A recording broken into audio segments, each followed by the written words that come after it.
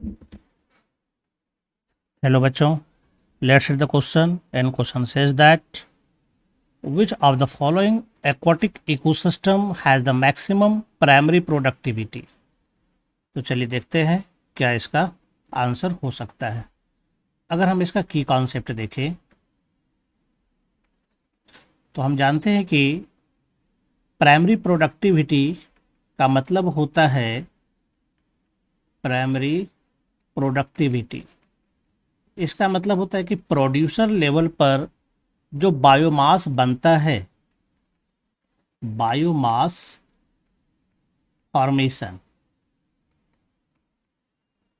At the level of producer, यानी कि green plants के द्वारा जितना बायोमास बनाया जाता है, बायोमास के उस अमाउंट को हम लोग कहते हैं प्राइमरी प्रोडक्टिविटी। तो टोटल को हम लोग कहते हैं यहाँ पर जीपीपी, यानी ग्रॉस प्राइमरी प्रोडक्टिविटी। इसमें से जितना भाग कंज्यूम किया जाता है तो जो भाग बच जाता है उस भाग को हम लोग कहते हैं नेट प्राइमरी प्रोडक्टिविटी। यहाँ पर आर का मतलब रेस्पायरेशन है, रेस्पायरेटरी हीट लॉस होता है। अदर फंक्शन में जो लॉस होता है एनर्जी, जो फूड, उसको हम लोग जीपीपी में माइनस करते हैं, जो बचता है एनपीपी कहता है। तो यहाँ पर हमें यह पता करना है कि किस इकोसिस्टम का सबसे मैक्सिमम प्राइमरी प्रोडक्टिविटी है। तो यहाँ पर चारों एक्वाटिक इकोसिस्टम का दिया गया है, इसी में से पता करना है। तो यहाँ पर जैसे एक ओशियन दिया गया, तो ओशियन का एरिया तो काफ़ी बड़ा होता है। अगर ओशियन को देखें हम तो एरिया काफ़ी बड़ा होता है, 33,200 स्क्वायर हेक्टेयर होता है।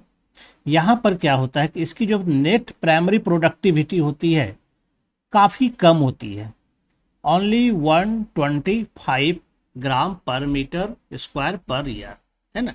यानी कि इसका नेट प्राइम प्रोडक्टिविटी कम होता है, जिसका कि वैल्यू इस हिसाब से कम होता है। लेकिन इससे भी ज़्यादा अगर हम देखेंगे तो एस्टोरीज की होती है ना, जिसमें कि एरिया कम रहने के बावजूद भी जो एस्टोरीज की होती है यह लगभग होता है 1500 इसका बायोमास, जबकि ओशियन का सिर्फ और सिर्फ 125 होता है। यानी कि ओशियन की तुलना में एस्टोरी की जो बायोमास प्रोडक्शन कैपेसिटी है, यानी प्राइमरी प्रोडक्टिविटी, सबसे ज़्यादा है।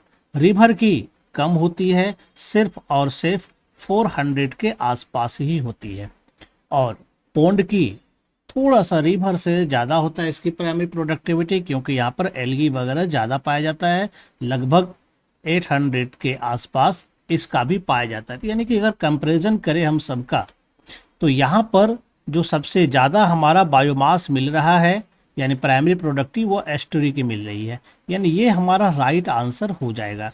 बाकी हमारा क्या है, वो राइट आंसर हमारा नहीं होगा, है ना, क्योंकि ओशियन की प्रोडक्टिविटी कम है, रिवर की भी कम है, पॉन्ड की भी कम है, सबसे ज़्यादा एस्टोरी की है। तो हमारा राइट आंसर बी नंबर होगा। I hope you understand it well and best of luck. Thank you.